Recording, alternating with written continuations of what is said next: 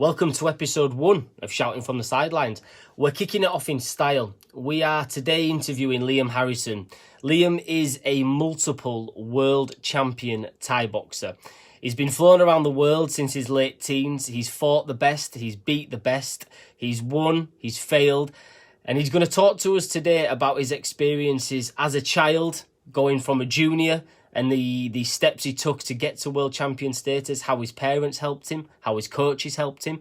And also now, interestingly, Liam is also a coach. He gets flown around the world to do seminars, and he's going to talk to us a little bit about his experiences as a coach as well. Please enjoy this. It's a fantastic episode with lots and lots of lessons to take away. Here's Liam Harrison. Right, guys, welcome to Shouting from the Sidelines.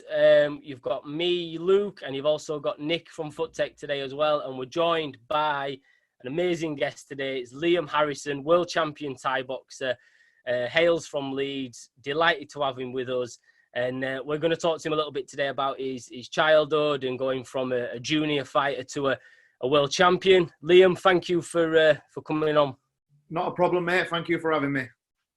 So just for the people that don't know you, Liam, can you just give a brief history of you, what you've done, what you've achieved? So I train out of the Bad Company gym in Leeds. I've been a professional fighter for around 21 years now.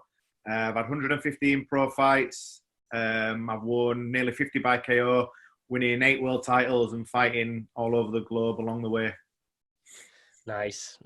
And just so everybody knows, us three are actually friends. So we go back like 15, 20 years or so. So we're going to do our best to be as sensible as we can.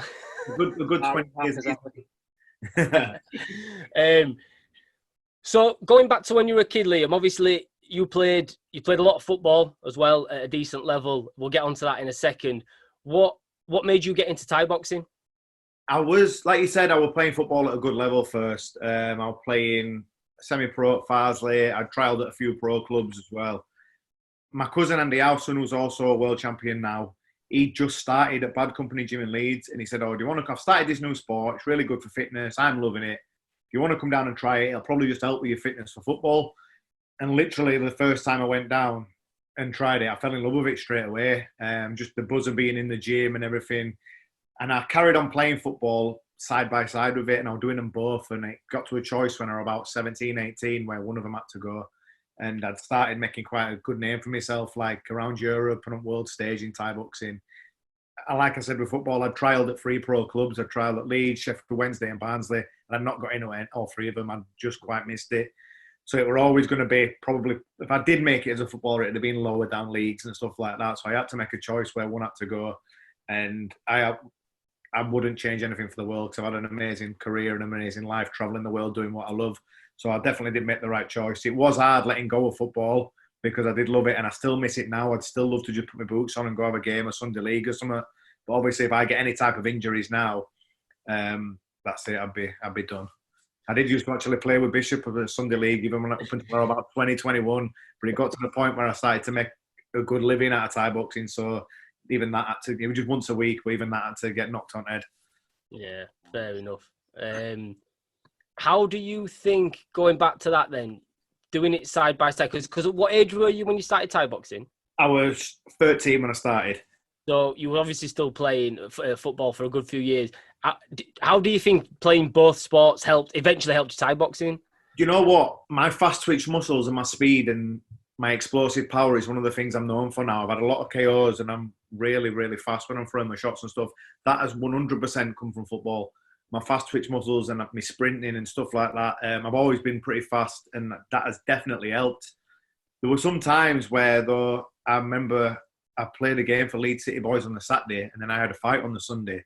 Obviously, I won't be able to do stuff like that as the older I got. I think I was only around 15 when I was doing this, and you can check injuries off and things like that when you're younger, and you don't really get tired. I could train on a Thursday, train Thai boxing on a Friday, have a game on a Saturday, then a fight on a Sunday without getting tired. But obviously, the older I got, and I started to pick up little niggling injuries when I got to like my late teens and stuff, and that's when I just couldn't do it side by side anymore.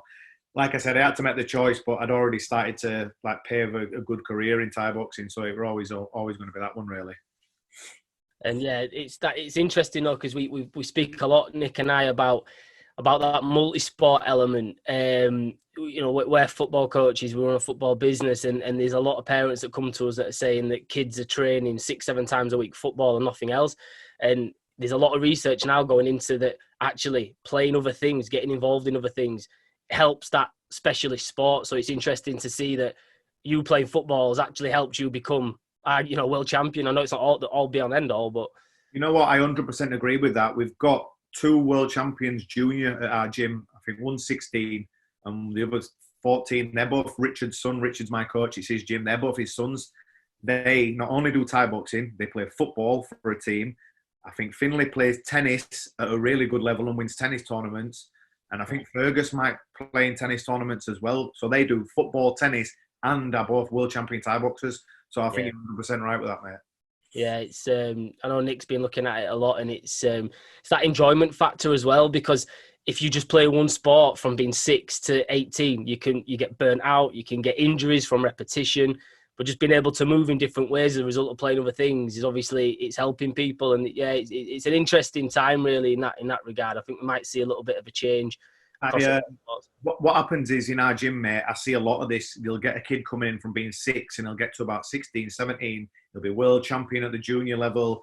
And when he gets to that adult level, they've done it for so long, they get a little bit bored and then they go off the rails a little bit. They might start hanging around with wrong crowd or find drink or find girls or whatever.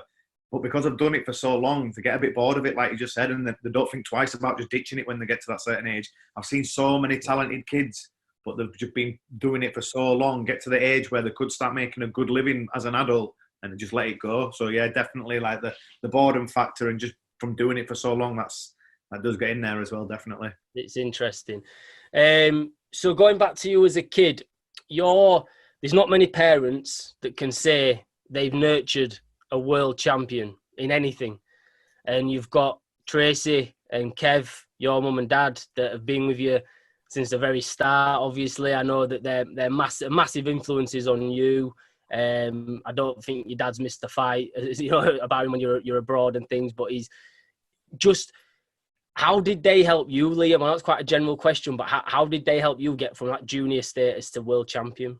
Massively, mate. The support I've had from them both, from my first fight until the fight I have now, has been unbelievable. Obviously, when I was younger, my dad used to take me to football all the time. He did have hopes for me, like getting to play football at a good level. But when this came along, he saw how passionate I were about it and that. So he never tried to steer me in one way or other. He just let me do what I enjoyed. And he were always there for me he'd be at my fights on a Saturday. He'd be at the football with me on a Sunday. And he enjoyed watching me play both. But obviously, as the better I got at fighting, I could tell that he were enjoying that side of it more as well. They never ever said once to me. I remember when I was like 15 and I said, I'm going to be a professional fighter. So that's what I want to do. They never once said to me anything like, oh, you won't be able to do that. You better like try and get some grades in school and whatever. They just said, right, you go for it, son. Whenever I needed a little bit of money when I was living in Thailand, because I went to live in Thailand when I was 19, they'd send a little bit over for me. And obviously when I was 19, I wasn't at the stage where I was making loads of money fighting. And in Thailand, there's not much money out there. So I had to fight to make a good reputation of myself before I started getting any decent sort of money for fighting. Whenever we were in trouble, they'd send me a little bit of money over and look out for me on that way and stuff. Like my first ever fight abroad, I was 17 and I fought in Japan. My dad came with me all the way to Japan. And this is a guy that hates flying. He struggles flying 2 hours to Spain. He hates that. To get on a plane for 12 hours to come and watch me, that were amazing. And I'll never forget the support they've given me, because I do make a good living and stuff out of it now. And I do have a good life traveling the world, and I wouldn't be able to do it if it wasn't for them, what they did for me when I was from being 15 to 23, 24. It's funny. I remember while I was thinking about this interview, when we used to go and watch you. At that time when you went unbeaten, you'd not lost since you started up to this point. And I was on the coach with your mum, with Tracy, and I said to her, "Oh, Tracy, are you excited for the fight?" And it didn't really twig, because we were so used to seeing you win that it was just like, we're going to go see Liam fight and then we'll go have a nice time afterwards. He'll win and everything will be all right. But she was genuinely petrified. Yeah. And she was genuinely scared. She said to me, "Do you know what, Luke? I can't get excited because he's about to go into a ring and someone's going to try and punch him and hurt him. And it's true, because you think about football or whatever, yeah, we can all get hurt playing football, but you're in a sport where someone is genuinely trying to hurt you. And as a parent, for your mum in particular, by the sounds of it, you know, it can't be an easy thing for her to go through. So the support that they gave you in that regard is superb, isn't it, really? Yeah, I'll tell you a good story as well. The first time I ever fought against another Thai, so they'd flown the Thai over. I'd only just turned 17, and it were like, I'd had 15 fights at the time. He'd had about 80, 90 fights. And they announced how many fights he'd had when they brought him to the ring and said, in the red corner with a record of 90 fights. My mum got so scared she was going to be sick. She didn't have time to get to the toilet. She opened her handbag and spewed all in her handbag.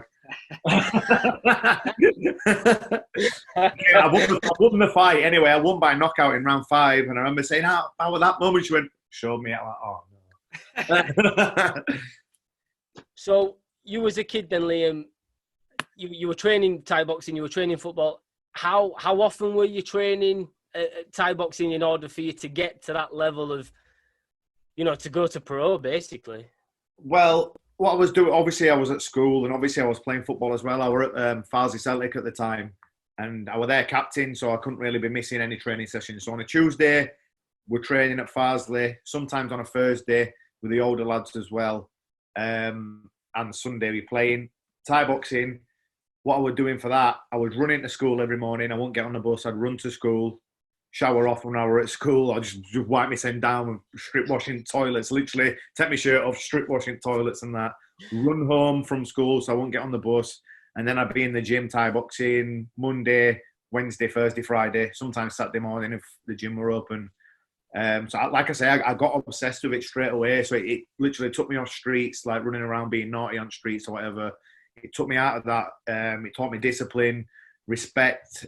Like I say, I couldn't wait to get back into the gym. Whenever I want there, I wanted to be there. Some days on my dinner hour at school, if Richard was in the gym, I wouldn't go for dinner. I'd run up from school to the gym, do a bit of training with him, and then run back to school. So like I say, I got obsessed with it.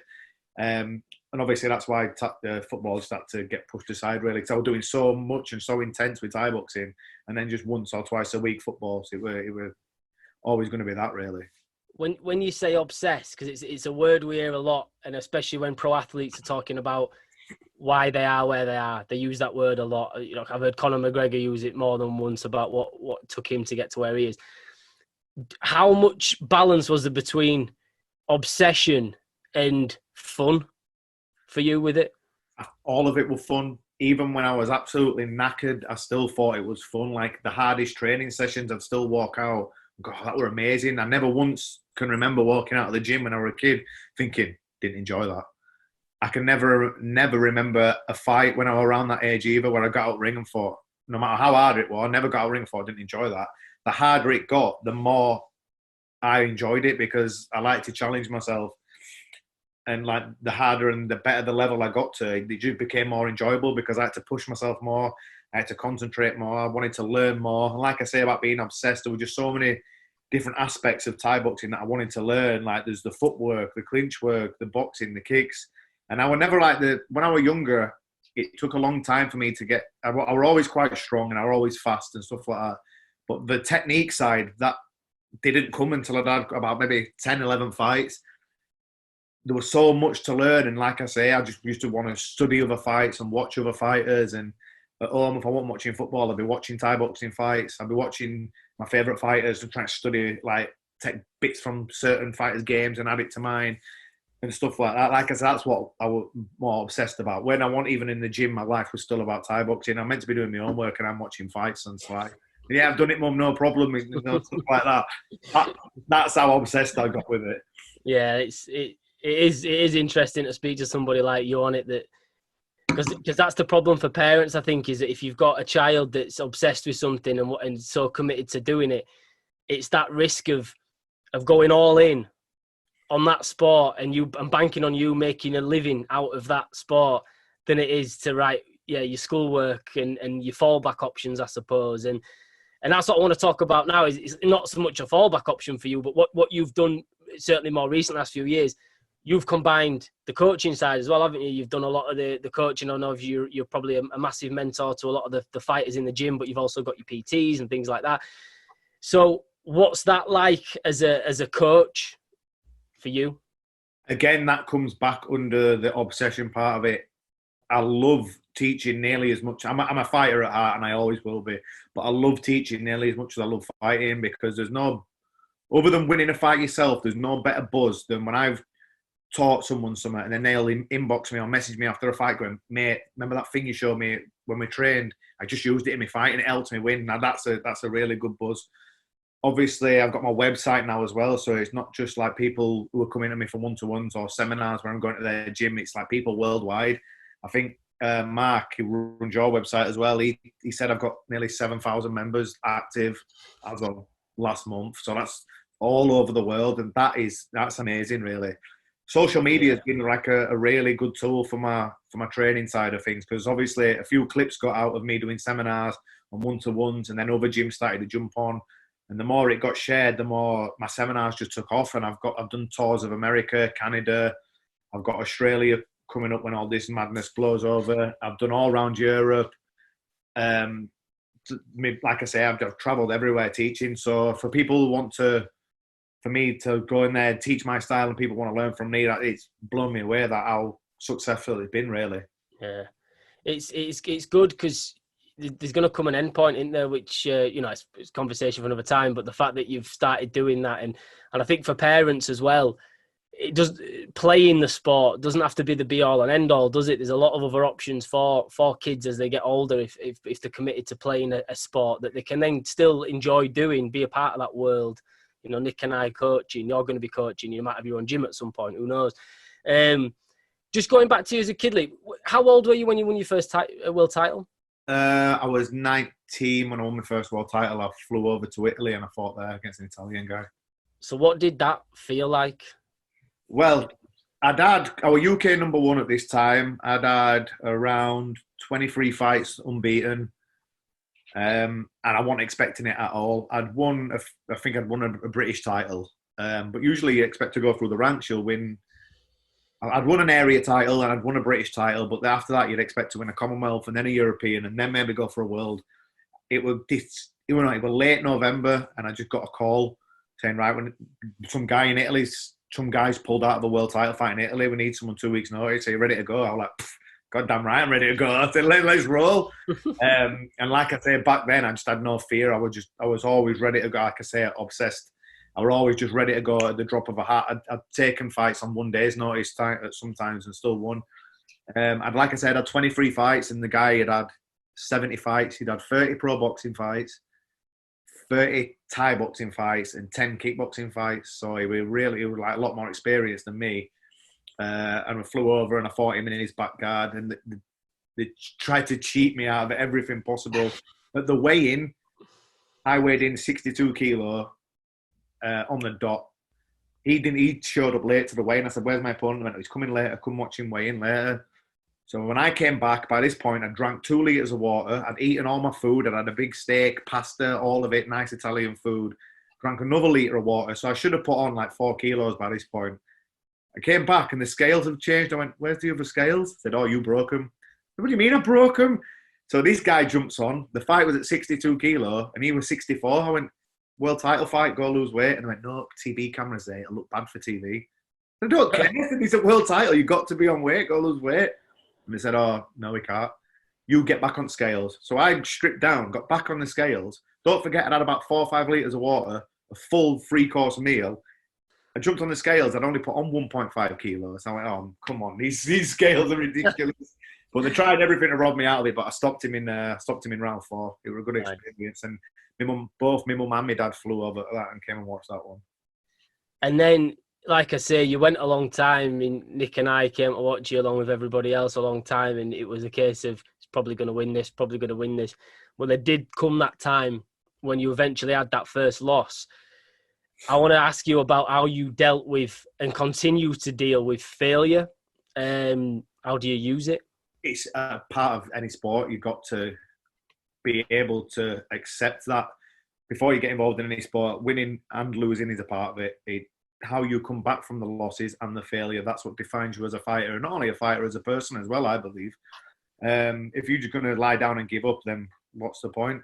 again, I've seen a lot of fighters walk into the gym, they'll go maybe 10 fights unbeaten, they'll have all the talent in the world, but once a fight gets hard and the fight's got the same blood talent as them, but they haven't worked that hard and they end up losing, then it happens, doesn't it? And they're gonna be gone. My first 29 pro fights, I went unbeaten. That's a lot in Thai boxing because there's so many different ways to lose. 29 is a good run. And I remember, I think you boys came to it. I fought that Thai down in Birmingham, I think it was. And I dropped him in round 2, and he just got up and he's ripped me to shreds. He absolutely destroyed me. And it was a shock to the system. Obviously, I'd about 29 wins. I'd probably knocked about 17 or 18 of them out, like literally walked over them. And for someone to get up when I've dropped them and then drag me back into them dark waters. But again, in that fight, I didn't just lie down myself, because in round 3, 4, and 5, I did get a bit of a beating, and I took it and I saw the final bell. And after that, that's when I went to live in Thailand, because I thought, right, how can I come back from this and get to that level of where this Thai champion is at? I thought, well, there's only one answer. I need to go learn how they fight, so I'm off to go live over there. And I went over there for 2 years, and I changed my game, I changed my style, and I worked differently. I lived in the gym for the first 6 months like the Thais do. I said, right, I don't want treating any different. I want to treating like the Thais. And I won all the other fighters respect for that. And I made a good name for myself in Thailand and a good reputation. But it just got a bit too much for me being away from home all the time. And like I say, I was fighting for money and the money's not too good there. But I did a lot of the work I did there. It made a good name for myself. I got a lot of experience fighting at top level, which I then brought back to the UK, and it helped build my reputation up even more. I mean, wow, in terms of how you deal with failure, I don't think you can get much better than that. I went to go live in another country, worked out what they all do at the top of the game, and then came back stronger. And there's a lesson in, I mean, you were still young at that point, because it's a question we get asked quite a lot. You've got kids that struggle to deal with failure. They can't deal with losing a game on a Sunday or whatever. And we try to say, it's not failure, it's learning. Yeah. Especially there's a saying in Thai boxing: you either win or learn. Not win or lose, you win or learn. And every fight's got something to teach you. Every football game's got something to teach you. As long as it teaches you the right lesson, you take away something from it and go work on it, and that's the main thing. Definitely. I think there's sometimes a bit too much pressure put on kids at, certainly primary school level. It's like, look, no, this is about understanding your sport, understanding what works, what doesn't. So then when you do start getting competitive, you've learned so much from the wins and the losses. On that sort of thing, talking about training and things like that, I know Nick was keen to talk to you about your training techniques and how it differs running up to a fight compared to normal and so on. So yeah, over to Nick. Yeah. Loads of things you've said already, Liam, that I'd like to go over if at all possible. But I suppose for Luke and I, our interest is how to get people better, how to get kids especially better at football, and what's the best way of doing that. And it's a question we often get asked by parents as well. Now, clearly from speaking to you here, it is very, very obvious how obsessed you are. And it's almost answering the question in terms of, what do you need to make it? And it's abundantly clear that it is your level of dedication. Would you yourself say that is your biggest strength? Or is it something else that's taken you to the top? Is it your kicks? I don't know, something more. I have got good physical attributes as well. But again, that comes from how hard I've worked over the years to develop them. It's not just like I've sat around and just let myself get stronger out of nowhere. I've had to put in the work to make myself a little bit faster, that little bit stronger. Like I say, I was naturally fast and powerful and stuff anyway from my football days, because it helped with a lot of my fast twitch muscles, all the sprints and stuff like that. It does help when you're throwing a punch or a kick. But I have had to put all the extra bits of work in. And like I say, like when I'm mid-20s and stuff, when I was just starting to earn a decent bit of money from fighting, I still did have to pay for my strength and conditioning. You still have to pay for your training. There's still costs are involved. And you've got to be willing to just like sacrifice things like that to get the best results. Like obviously now I've put myself in a good position where I'm, touch wood's, pretty much set for life now. But back in my 20s and stuff, I had to like make sacrifices and I had to be a bit skint sometimes. And that only makes you like want it even more, I think. So yeah, probably dedication is probably my biggest weapon, because I know fighters who are technically better than me, but they don't work as hard as me. And I know, and I'm the one who's up here still. And I've I've managed to maintain a fighting from the top, highest level since I was 17, and I'm 34 now, and I'm still there. And I've seen these guys drop off in the mid-20s and just not come back, and no one's ever heard of them again. But I'm still doing it. So yeah, my obsession and my desire to win and to improve and to get better is probably my biggest asset. So looking at things as a coach yourself now, you're talking there about you've seen people with more skills than you but didn't have the dedication there. As a coach, which of those two things do you think it's easier to coach in another fighter? Skills, definitely, because you've either got the dedication, you either want it or you don't. For someone who comes in who don't really want it, it's hard to teach them. It's hard to make them want it. You can't. They've got to do that. You can't do it for them. For someone who's coming in and they have got the desire to learn, and you know what, I would rather have someone come in my gym with no technique whatsoever, but that and want to learn, because you can't teach that. You can teach everything else. So if they come in the gym and they want to do it, even if they're rubbish and they can't really throw a kick, you can teach them to do it. But if someone can come in the gym and they can do everything and they'll look good on the pads and that, but when it comes down to a fight, if they haven't gone out and done their 6 mile running every day, if they haven't done the sprint work, if they haven't done the knees on the bag for 500 times after training, when it gets to round 4 and it gets hard and it gets tired, they're going to be gone. Whereas this person, he might not have not much technique, but in round 4, he's still going to be wanting to fight and he's still going to have the heart and the fitness and desire to go there. So yes, to teach a skilled fighter, it is pretty easy to teach them skills. But if you want to make a real fighter out of them, as long as they've got that and they want to work, they can have no skills whatsoever. And this goes for any sport.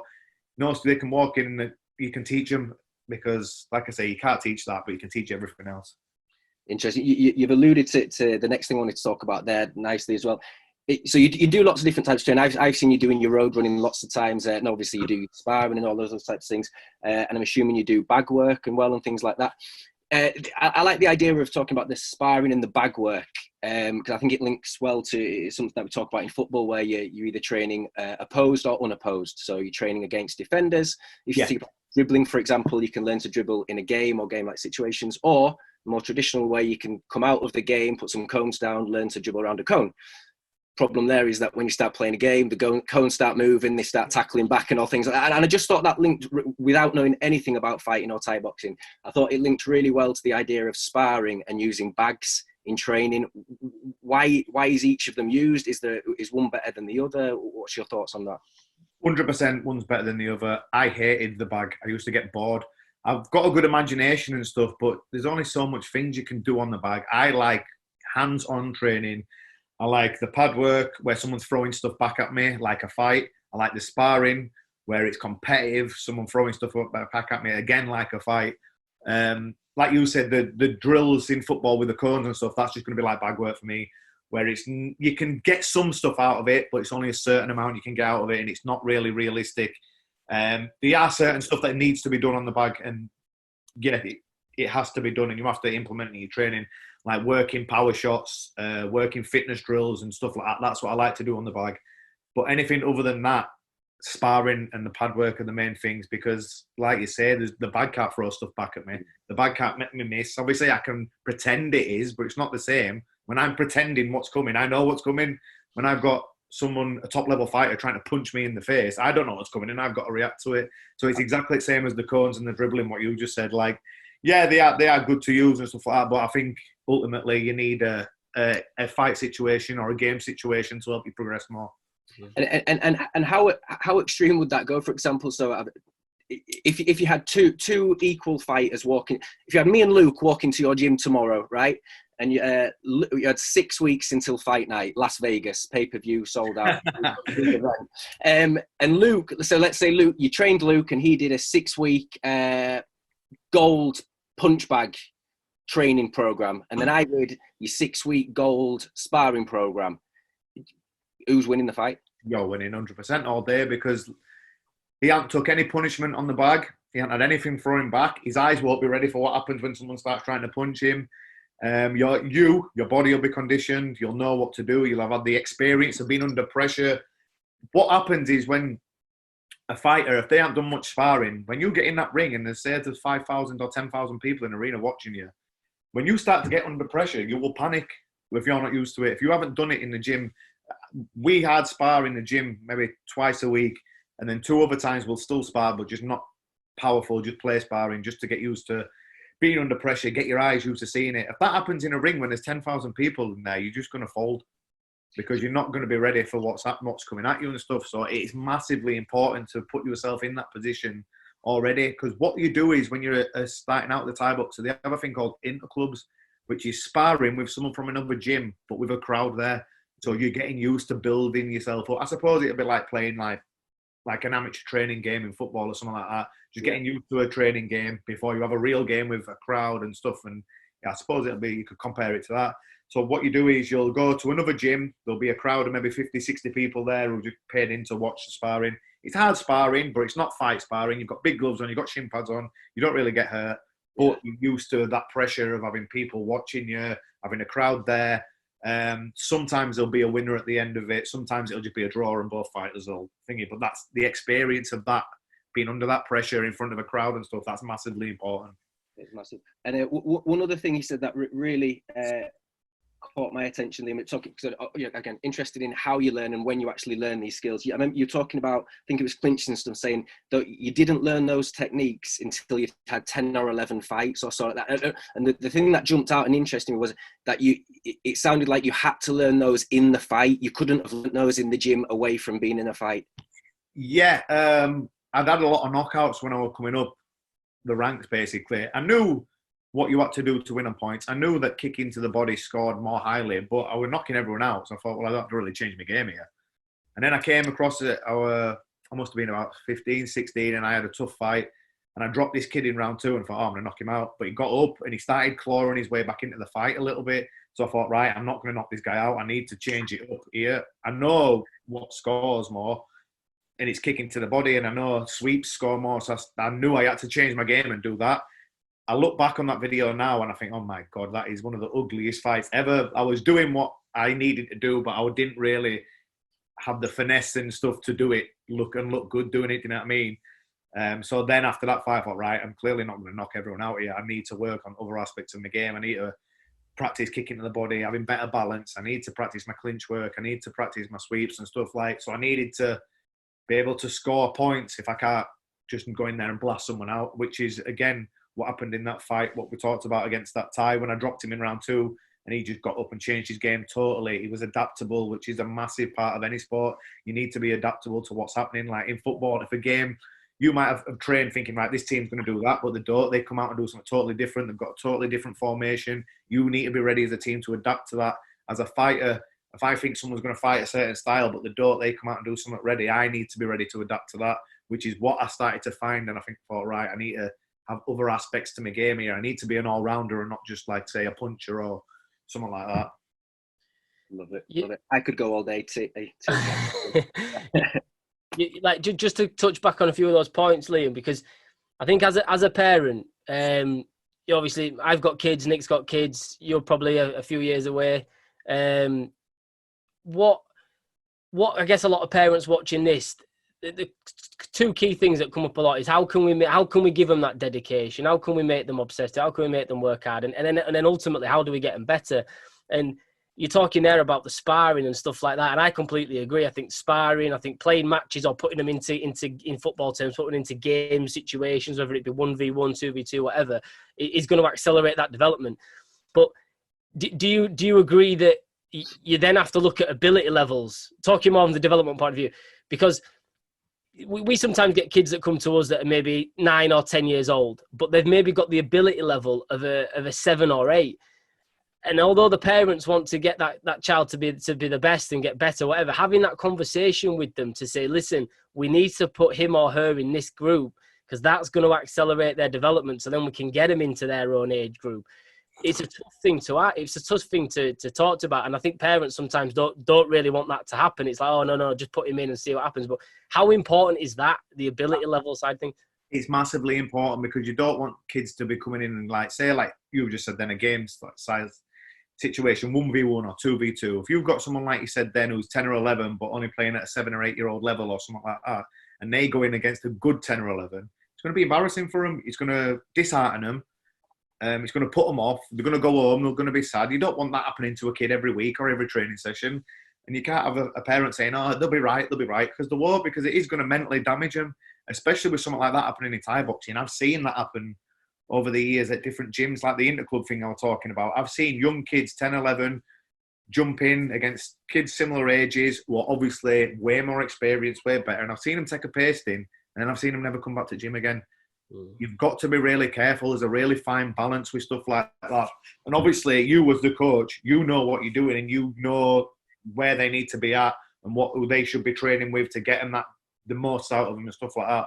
So I do understand that, because there's parents in the Thai boxing gym as well saying, no, my kid should be fighting at this level and this and that. We're not doing it to be funny about it. We're doing it because we think this is what their level should be, and this is going to be the best way for them to progress. Maybe in a couple of years they will be at that level, but there's no point rushing them, especially when they're that age. And that goes for any sport, but especially in Thai boxing, where there's a chance they might get hurt. You've got to be really careful with the juniors in that one. What is it you're looking for, Liam? What is it that you look at in a young fighter when you're saying, yeah, they're ready to go against an opponent here? You'll be watching them in classes, just checking like the sparring and get the fitness, and you'll see there'll be some of them kids who'll come in and they might get the odd kick or something like that, and they'll start crying. There'll be some kids that come in and they'll get kicked all over, and then they'll start sparring with adults after, and they'll absolutely love it. So it's easy to spot in a Thai boxing gym. You can spot the fighters. Not skill level though. So it's more than that. It's like attitude and mentality again. A lot of that is down to that. Like I said, there's a lot of fighters out there who will look nice and that, but then especially if they're like 10 or 11-year-old, if they get a bit of a knock, they might go running off to the mum at sideline or something like that. You might have another one who don't look as good or not as nice technically as that other kid, but he might get a knock and just go, come on then. Yeah. And then, you know what I mean? So there's a lot of different things to look out for. Technical side is one, but like you said, it is the mental side and the attitude and stuff like that. That's probably the main thing when you're that age, to say, right, this kid, he's ready to have a fight. And you keep saying that's across sport, isn't it? That certainly with fighting, as safety is involved, but if people asking what's the difference, it's that's interesting, because I think the more that you delve into it, the more that you have to look at kids' sport as individual, regardless whether it's a team game or not. You have to look at that individual kid. And Nick and I were invited over to Man City's training complex last year, and we got taken around by their head of recruitment. And he made this comment that it just stuck with me ever since. He said, "Mummy's boys don't make it." Yeah. And you know what? It was like, wow. If we were to say that to some parents, I think they'd be offended by that. But it is so true. Where if we've had kids come to us that, especially when we first started out and we had to mix a lot of the age groups and things, that were clearly not capable of being in a higher group, but had to be for whatever reason because we were pretty small at that time. But because they had the mentality, within sort of 6 to 8 weeks, they were absolutely flying, because they got knocked down, they got back up again, they couldn't do a skill, but they went home and did it, and they just had that like you say, that dedication and that attitude.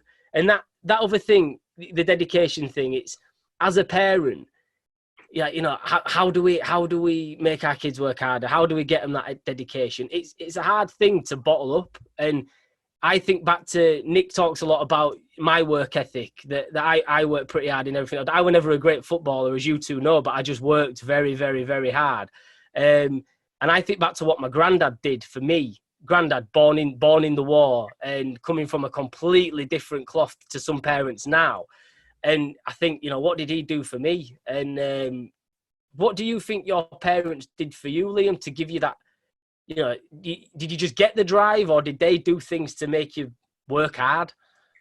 They were strict with me and stuff like that. Obviously, they weren't like over strict or anything like that. But if I did do anything bad, I was disciplined, and I knew where the line was not to cross it and stuff like that. You know, I think the best thing they did for me was they let me go. They never forced anything on me. They took me to football and they came with me. And to be fair, if there were a few times, say, if I didn't play that well at football, or my dad could tell I'd had a game where I was a bit half-assed and that, he'd tell me afterwards, say, you didn't put all in then. You didn't put 100% in then. And I'd think to myself, even though I was a kid, and I think, you know what, you were right, to be fair. And I felt a bit bad about myself then. He didn't scold me, he didn't shout at me, or you said you didn't put all in then. He said, how did you feel coming off there knowing you didn't give it all? And I thought, you know what, that was right. What am I doing? Do you know what I mean? So that's all I ever needed, or something like that. And the best thing they ever did for me, well, they let me go and they let me choose my path, what I wanted to do. But like I said, he did that for me at football.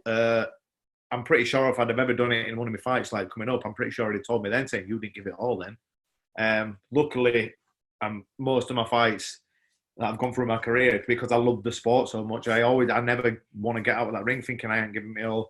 But yeah, I think stuff like that, just the little odd word here where it just reminded me, so you didn't put 100% in then, and just reminded me how important it is to always give your all and stuff like that. I think that were important, and just like letting me go through from football to Thai boxing and letting me enjoy my sports and not push anything on me and not force anything on me. I think that were important as well. It's interesting how it wasn't how well you'd played or you'd played bad. It was just about your effort, because that's what you could control, wasn't it? You could have done something. Yeah, exactly. A few times when we were playing at Farsley Celtic and stuff like that, where I'd throw a strop or a sulk, you know how competitive I am, both of you. When I were at Farsley, if the rest of the team played bad and then we didn't win or we didn't get a result that I wanted, I'd be sulking, and my dad would be like, well, that's not going to do it for you, is it? So no point sulking with everyone else. You need to be like the one who's getting everyone up and bringing them up and trying to bring them to your level. Don't sulk at them. Don't moan with them, because that's not going to do it. You're going to make them even more down and play worse. So try and bring them up to your level instead of just throwing a strop about it. You've just used that word there, Nick, control. And that's exactly what my granddad used to say to me. He said, no matter how badly you're playing, you know, because you have those games, don't you, when your touch is off or nothing's going right for you. But the one thing you can control is how much you run, how much effort you put in, how much, you don't give up. And you used to speak a lot about fitness as well. And going back to you as a kid, clearly you were getting fitter and fitter all the time. Those two things that never give up, and then the fitness side of things were just massive. You never really looked like less than a 5 out of 10, because you were just always around doing stuff and, making yourself known, weren't you? It's, that control thing, it stuck in me for a long time. That goes in everyday life, though, as well. Like, you can't, control everything that's going on around you, but you can control what you're doing in everyday life and how you react to every situation. That goes for fighting, for football, and just for life in general, So, yeah. Dedication, obviously skill level, you've ticked those two boxes. You've got Mr. Smith as your coach, who is world renowned. I'm not going to ask you a silly question like just how much of an impact has he had, because we know it's insane. Do you think you would have still gone on to make it with a coach who perhaps wasn't as talented as Mr. Smith? Oof, probably not, because Bad Company Gym, I am lucky that's been one of the best gyms in Europe for the last 20 years. So, when I was there, obviously we had my cousin Andy Howson, world champion, Jordan Watson, world champion, Richard Cadden won a world title, James France, world champion, David Mack, world champion. That's Lisa Halton, world champion, Luke Chernow, world champion. These are 8 professional fighters who have won world titles.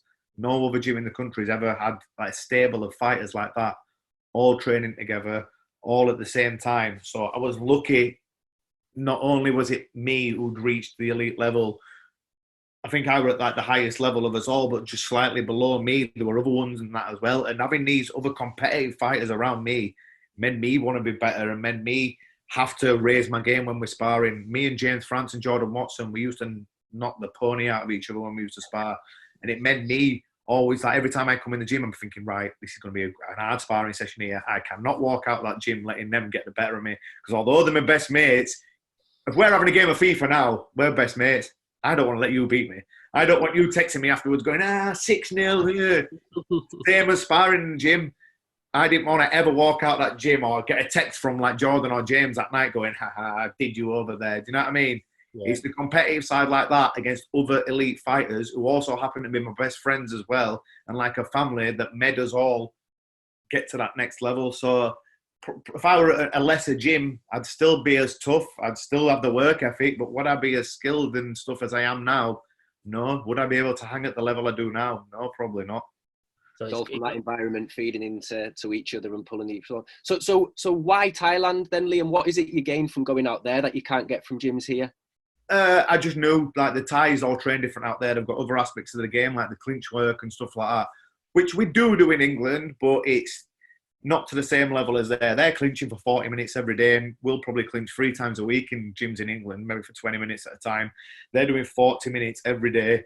So they're not only technically good, they're physically strong as an ox as well. So I just wanted to go out there and I wanted to learn how to fight the Thai way as well as fighting my way. And I thought if I can link both of them ways together, I'm going to be a really dangerous fighter, because if I'm in there with someone who I can't KO, then I'll just beat him on points. And that now, taking that, it still comes into play in my career now, because even in my last fight, I was winning quite easily the first 2 rounds. And I cut both my shins horrendously, and I had to change my game plan, and I had to score points and win on points. And that's from going back when I was in Thailand to learning how to fight like that. If I want to learn how to fight, to have a plan B and a plan C and a plan D if everything's happening, if I wouldn't have been adaptable, I'd have dropped results like that. So it's lucky, really, and I definitely did the right thing. Like Nick says, that environment side of things is huge. You've got parents sometimes that are saying to us, "Oh, well, he or she's training 6-7 times a week, and they just don't seem to be improving." And it's like, okay, every session, how good's the coach and how good are the other players that they're playing against? And there's so many different variables to it, but environment is massive, because arguably you could have an average coach, but if you've got a really good set of players to play against or fighters to fight against, you're probably going to see some improvement in some way, shape or form. Going back to what we said earlier about that, the sparring and the gameplay and stuff. But you're 34 now. You've been coaching a little bit more. Maybe you'll go on to maybe that'll be you in the future, coaching, that is. What would you do differently based on your experiences as a coach going into the game? This is like the thing where you say, if I could put what I know now in that body when I was 19 or whatever, do you know what I mean? If I was, you know what, I won't change anything that I've actually done, because it's got me to the level and the point where I'm at now. And there's not many people who've been able to do that. It's an hard one, that. Because like I say, if I'd have changed stuff, maybe stuff wouldn't have worked out. Obviously, I'd have liked to have maybe done a little bit more in the ranking system in Thailand, because I had a few fights out there where I fought to be top 10 ranked in Thailand, and I think there's only one English fighter ever who's done that. And again, that was just having a little bit of less experience than the Thais did. And on the day of the fight, I chose the wrong game plan. I went in trying to KO them, and I didn't knock them out, and I lost on points. So going back to what I said about having to be able to change my game plan, like as a coach now, I know all the different game plans. I know what fighter needs to do to win. I know maybe after round 2, if he's losing a certain way, how he should adapt his game to win the next 3 rounds. If I'd have known that, then maybe I would have achieved that what I wanted to. But obviously I didn't. So it's a tough question, really. If I could take the knowledge I had now and put it in what we're doing back then, obviously, but I didn't. So it has helped build me up to where I am now. So the experience of losing, that makes me a better coach now, because I know what I shouldn't or should have done to win or not to. Like you say, it's hard for you to answer that question, because you've had Mr. Smith as your mentor and coach for so many years, who is arguably one of the best ever. Yeah. Look, he's trained how many world champions. So to ask you that question, what would you do differently, is probably a bit of a tough one, because I'm sure you don't want to offend him as well. Yeah. But yeah, is there anything? So maybe in terms of from Thailand. Say again, mate. Is there anything you'd bring from? So you've mentioned that Thailand and England train in different ways. If you were to start your own training centre, would it have elements of both? Yeah, it'd have elements of both, definitely. I think because the judging's a little bit different in Thailand and stuff like that than it is over here. So you need to be able to fight 2 different ways if you're going to be good in Thailand, good fighter in Thailand, and a good fighter in Europe. The judging's different. In Thailand, it's heavily influenced by gambling. So there's certain techniques in Thailand that will score higher and others that won't. So the gamblers can, if someone just gets in there and just have a punch up and stuff, like, it's not exciting for the gamblers. They want close fights where we're going right down to the wire. So a lot of money can change hands in the stadium. So like kicking, clinch work, etc. That's what scores higher in Thailand. Clinch work doesn't score too highly over here, because over here, people will just want to see people punch each other's lights out. Do you know what I mean? That's the difference, isn't it? Yeah, exactly. So yeah, I would definitely have a mixture of both if I was coaching my own fighters from scratch. I'd try and incorporate a bit of the Thai way, a bit of the European way, and mix them together. Last question for you, Liam, because we know you've got loads to do during lockdown. Busy man. when you do have kids and when they get to the age where they're deciding they want to do sports and things like that, based on your experiences, doesn't have to be Thai boxing, but would you encourage them to get involved in sport? And if so, why? Massively. Like I said earlier, they taught me a lot about myself and about life, the Thai boxing, the discipline, the respect, the fun side of it, the meeting people side of it, and just like the enjoyment side of it as well. I think it's massively important. It doesn't matter what sport it is, but I think every kid should definitely play in some sort of sport and some sort of competitive level. It doesn't matter what level it is either, as long as you're having fun and enjoying yourself, as long as you're learning, as long as you're bettering yourself. It doesn't matter what sport, what level, but I would definitely say yes to that question. Good stuff. Really appreciate your time, mate. That's been good to speak to somebody like you. I think will be quite a good listen for a lot of parents and kids as well. I think it's some good stuff in there. Anything to add, Nick? No. Just thanks, Liam. Really enjoyed it. I could keep going. Yeah, we might get you on again. Part two. Yeah. So thanks a lot, Liam. And Liam, by the way, where can people find out more about you and everything you're doing? You can check me Instagram, Liam Badcourt. If anyone's interested in actually taking up any Thai boxing, even if you're a beginner or anything like that, I've got my own online training website. It's liamharrisontraining.com. There's a full beginners section on there as well. And yeah, my YouTube channel, Liam Harrison. So they're my three main things where you can check me out. Good stuff. And yeah, I highly recommend, particularly now when there's probably people struggling for things to do, get on that website. It's some good workouts and just a good skill to learn as well, something different. But again, thanks, Liam, and we'll talk to you again soon. No problem, lads. Thank you. See you later.